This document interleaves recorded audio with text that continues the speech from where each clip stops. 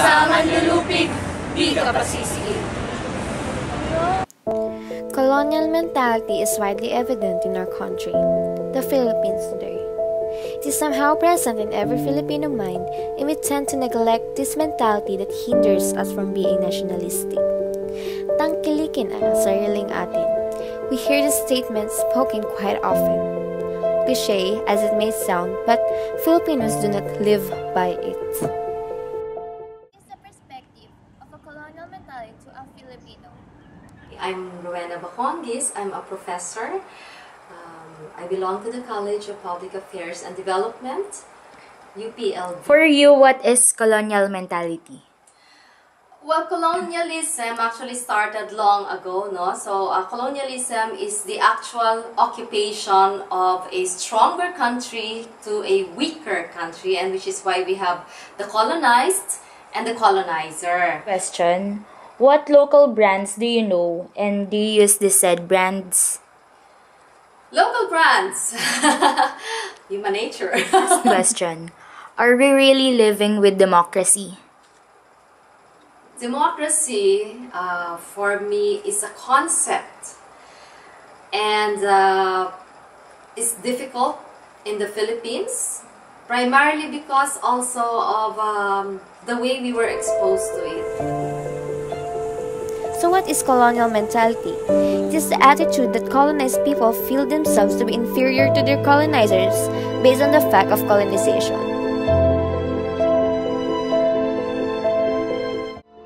The colonial history of the Philippines is a primary factor in the existence of colonial mentality among its constituents. It is believed to be a consequence of more than 4 centuries of colonization under Spain and the United States of America. Such internalization may lead to feelings of inferiority about oneself and one's ethnic or cultural group. First, in the level of social and economic development we attained before colonization. Second, in the nature of Spanish colonization. Third, in the impact of American rule. Fourth, in the way we obtained our independence. And fifth, in the neo-colonial policies of the United States up to the present. It is believed to be a consequence of more than 4 centuries of colonization under Spain and the United States of America. Such internalization may lead to feelings of inferiority about oneself and one's ethnic or cultural group. It is without a doubt that Philippines is rich in natural resources and beautiful landmarks that represents the beauty of it. However, we still prefer to travel outside our country because of our biased minds that is brainwashed by our previous colonizers. Filipinos' perspective towards colonial mentality can be presented in this interview. Agreeing with those who were colonized, like the Philippines, was the fact that we already believe that there's a better, stronger culture and nation more than the Filipinos. In terms of our internalized belief, we think that the Americans, for example, the American culture, for example, is better. And so, our diet are composed of diets from their country. Philippines is very much different from Thailand, Laos, Cambodia, even in the food that we eat, in the way we dress up, in our dances, music, we're very much different from all of these other countries because we have been, we have embraced the American culture so well. So colonialism or colonial mentality is the belief that there's another culture better than your own culture. You see, these are also manifestations of colonialism, no? It's not just because we love it, but it's because of the way our economy is also set up. The products that are available are from America primarily because we failed to produce this. Now that we can produce our own, still it becomes very difficult to compete in the market because they're already very established, and therefore, our local products, like we have only very few, like the t-shirt pen shop. I know it's a Bench, for example. I know are Filipino brands, but these are very few. Culturally, we are composed of small barangays, if you go back to our history, and we have the Datu system. where we have, different leaders. Basically, during the Spanish times, we were not involved in the decision-making process. It was mostly the Spaniards, and that's, you're talking of 300 years. So when the Americans came, they introduced the democratic system, and they trained our leaders such that we had a Commonwealth government.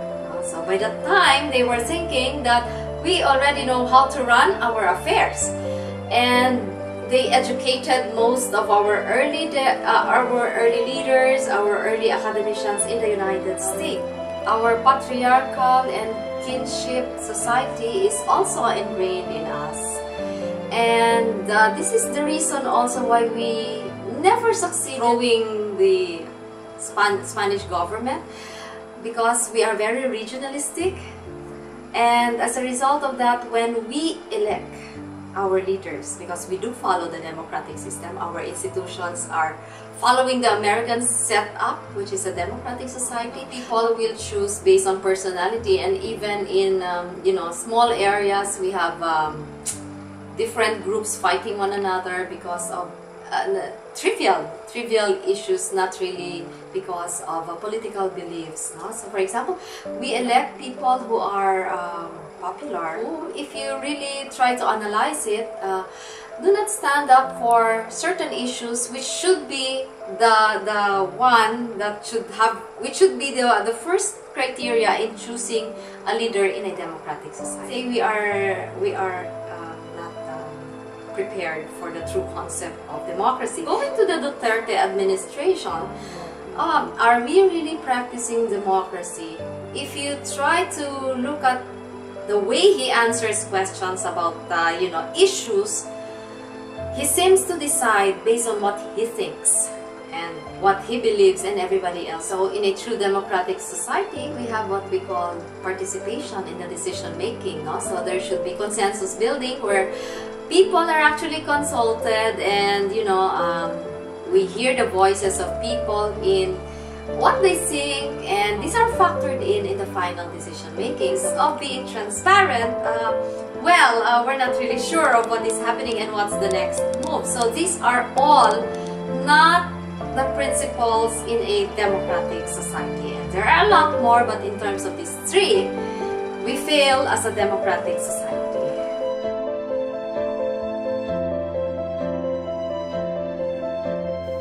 Filipinos tend to love more imported goods than our locals, such as foods, clothes, vanity, and many more.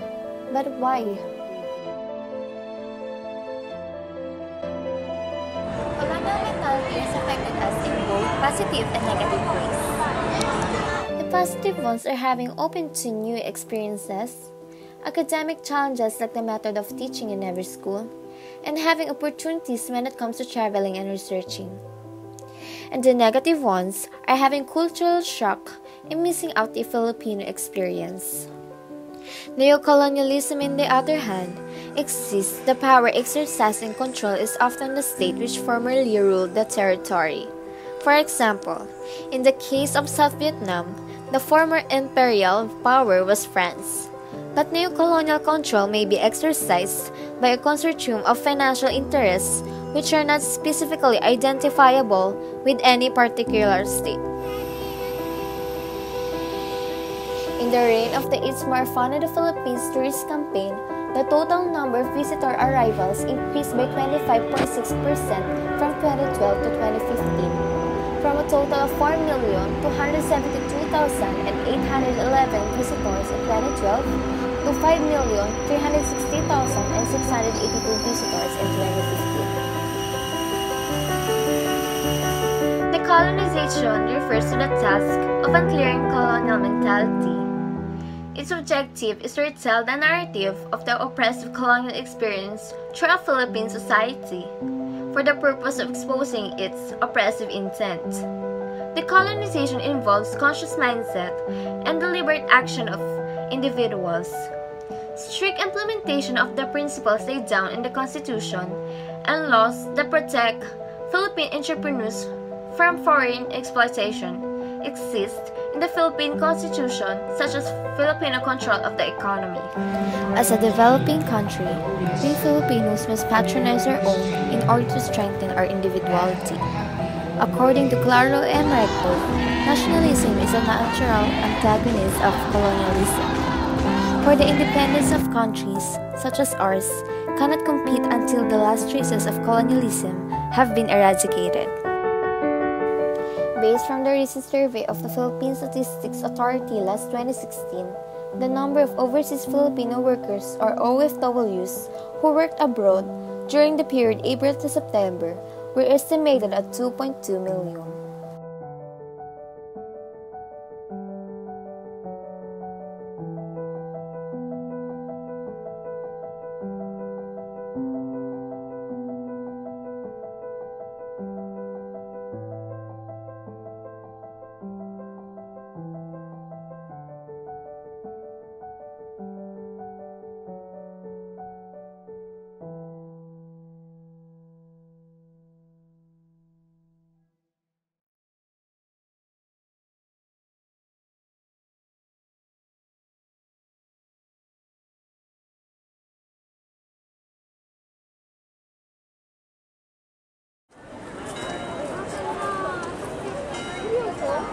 Paano kung napadpad na sa US? Dito sa Manila ka?